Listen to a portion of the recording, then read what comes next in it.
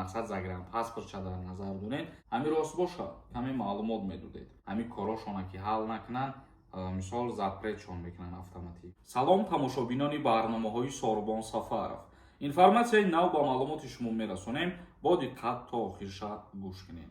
خب نفرهایی دکی داروهای گیاهی در کار باشد تماشا کنین زکس کنین. شرکت شفافرما هجامه رایگان را در شهر مسکو برای شما پیشنهاد میکند. اینچنین داروهای گیاهی برای پروستات، داروها برای قد را بلند کردن، برای موی سر و ریش برآوردن، برای فربه یا خراب شدن. باوری ندارید. خود حاضر در رقم‌های روی اکران در تماس باشید. شفافرما در خدمت شما. وزارت معارف و علم کشور نقشه دارد که در سال تحصیلی 2029 و 30 به نظام تحصیلی 12 ساله گذرد.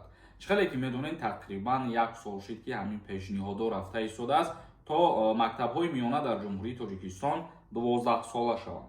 در اساس نقشه در این صورت قبول به صنف یکم از 6 سالگی آغاز شده تحصیل اساسی تا صنف دهم حتمی می شود.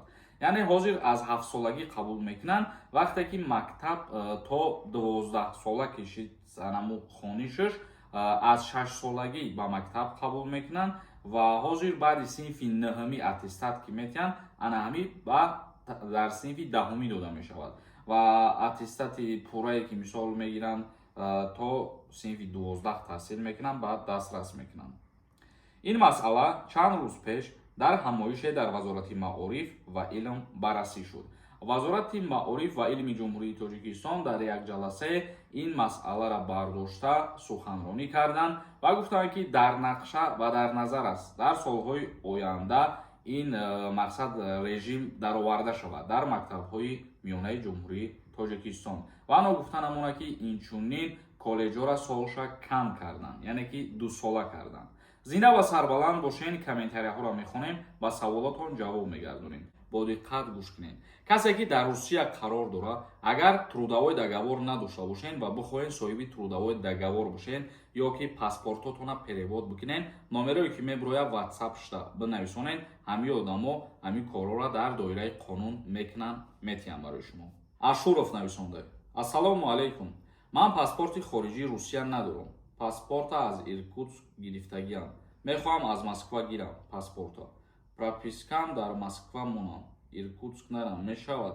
همین میفهمونید. خدا نگهبان باشد. یعنی که نداشتن زگرم پاسپورت برای شما یگان زیان آوردن نمیتونه. اگر طبق قانون به نظر گیریم شما در هر کجایی که زندگانی میکنین باید که пропискатون هم در همونجا کرده باشید. این چیز حتی در به پاسپورت هم همین خیلی مقصد در شهروندای خارجی. بلک ولف نویسنده: سلام ака. میگوین از аэропорти روسیه گردانده سنودامورا. همین راست باشه. کمی معلومات میدادید.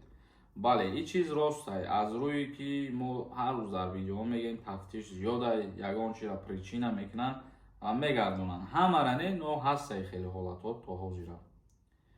یک نفر نویسنده که سلام ساربون.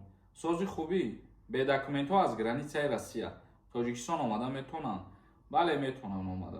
لیکن مهلت دارین تا ماه سپتامبر شما ابرد ندار آمده میتونین باز دکومنت کرده میتونین.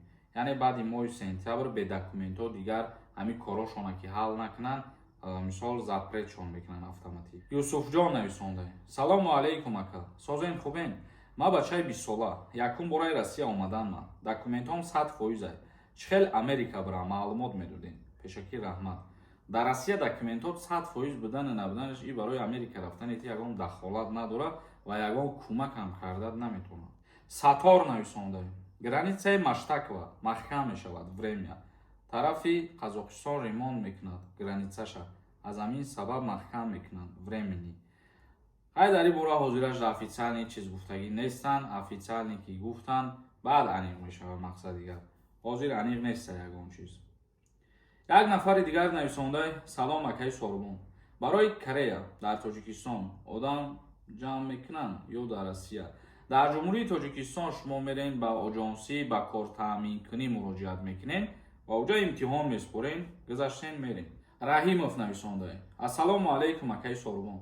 خدمت الтернативی چند سامان میباشد؟ 57,000 سامان در بر میگیرد. یک نفر دیگر نویسنده: سلام اکای ساربون. دعوت کنی به خدمت سر شدگی یا کی نه؟ Нест, ҳар шидагӣ нестае. Аз 1 октябр сар мешавад то охири моҳи ноябр давом мекунад.